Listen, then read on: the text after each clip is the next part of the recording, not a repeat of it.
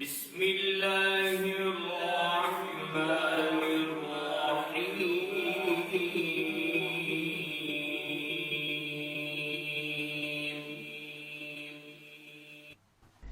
محترم سامعین و ناظرین، آپ سن رہے ہیں تاریخ اسلام۔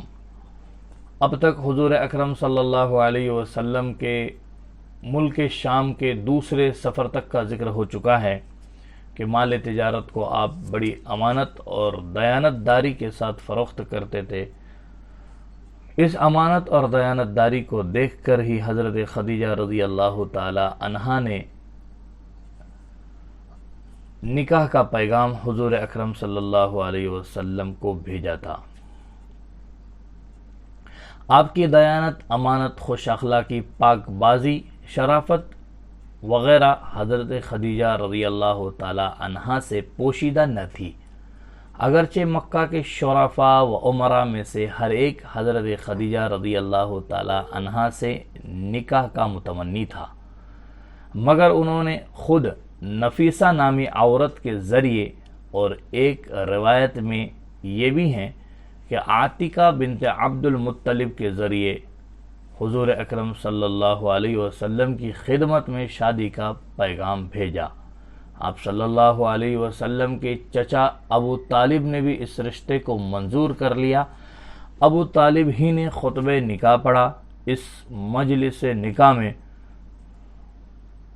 عمر بن سعد، عمر بن اسد اور ورقہ بن نوفل وغیرہ خدیجۃ الکبریٰ رضی اللہ تعالی عنہا کے تمام قریبی رشتہ دار، اسی طرح آپ صلی اللہ علیہ وسلم کے رشتہ دار موجود تھے۔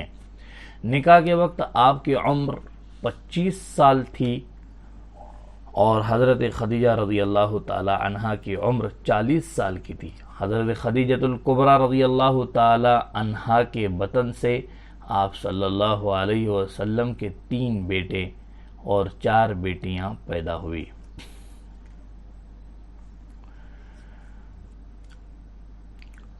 آپ کو صادق اور امین کہا جاتا تھا۔ نہ صرف مکہ مکرمہ بلکہ تمام ملک عرب میں آپ کی نیکی، خوش اتواری، دیانت داری، امانت داری، راست بازی کی اس قدر شہرت ہو گئی تھی کہ لوگ آپ کو نام لے کر نہیں بلکہ الصادق یا الامین کہہ کر پکارتے تھے۔ تمام ملک عرب میں ایک آپ ہی کی ذات تھی جو الصادق یا الامین کی مشار الیہ سمجھی جاتی تھی، اور انہی ناموں میں سے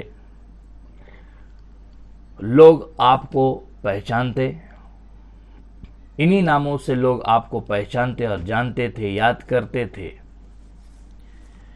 ایک انگریز عورت گزری ہیں دنیا میں،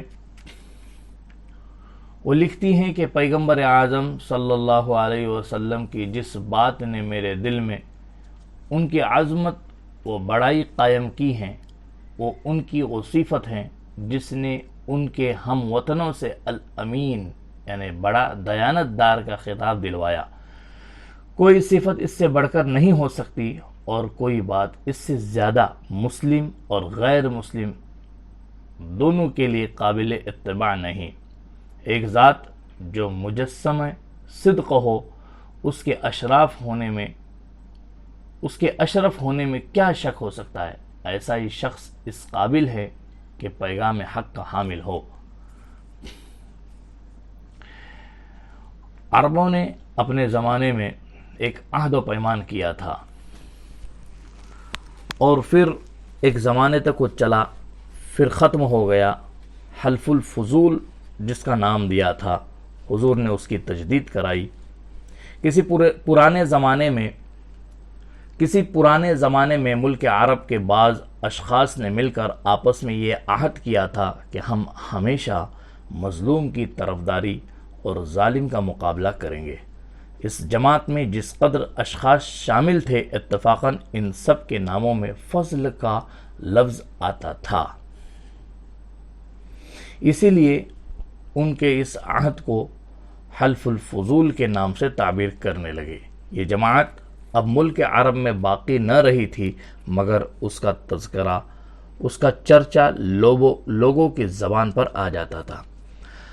حرب فجار کے بعد آپ صلی اللہ علیہ وسلم کے چچا زبیر بن عبد المطلب کے دل میں یہ تحریک پیدا ہوئی کہ اس تحریک کو پھر از سر نو تازہ کیا جائے۔ چنانچہ بعض اشخاص نے عبداللہ بن جدعان کے مکان پر جمع ہو کر قسم کھائی کہ ہم ہمیشہ ظالم کا مقابلہ اور مظلوم کی اعانت و مدد کریں گے۔ اس قسم میں حضور اکرم صلی اللہ علیہ وسلم بھی، اس قسم میں آپ صلی اللہ علیہ وسلم بھی، جو اس زمانے میں لڑکے ہی تھے، شریک تھے۔ اب جب کہ آپ جوان ہو گئے تو آپ نے اکثر قبیلوں کے سردار اور سمجھدار لوگوں کو ملک کی بدامنی، مسافروں کے لوٹنے، ضعیفوں اور غریبوں پر زبردستی اور امیروں کے ظلم کرنے کا حال بیان فرما کر ان سب باتوں کی اصلاح کے لیے آمادہ کیا۔ بالآخر ایک انجمن قائم ہو گئی جس میں بنو ہاشم، بنو عبد المطلب، بنو اسد، بنو زہرہ اور بنو تمیم شامل ہوئے، مگر اس انجمن کے ہر ایک ممبر کو یہ اقرار کرنا پڑتا تھا کہ ہم ملک سے بدامنی دور کریں گے، مسافروں کی حفاظت کیا کریں گے، غریبوں کی امداد کیا کریں گے، ظالموں کو ظلم سے روکنے کی تدابیر کریں گے اور ان کو روکیں گے۔ اس انجمن کے ذریعے اللہ کی مخلوق کو بہت کچھ نفع پہنچنے لگا تھا۔ زمان نبوت میں بھی آپ صلی اللہ علیہ وسلم فرمایا کرتے تھے کہ اگر آج بھی کوئی اس معاہدے کے نام سے مجھ کو بلائے اور مدد طلب کریں تو میں اس کا جواب دوں گا۔ تاریخ اسلام کی ایک قسط آپ کے سامنے ہم نے پیش کی ہے۔ آپ سے گزارش ہے کہ آپ اسے سنیں اور اپنے دوستوں میں نشر کیجیے۔ جزاکم اللہ احسن الجزا۔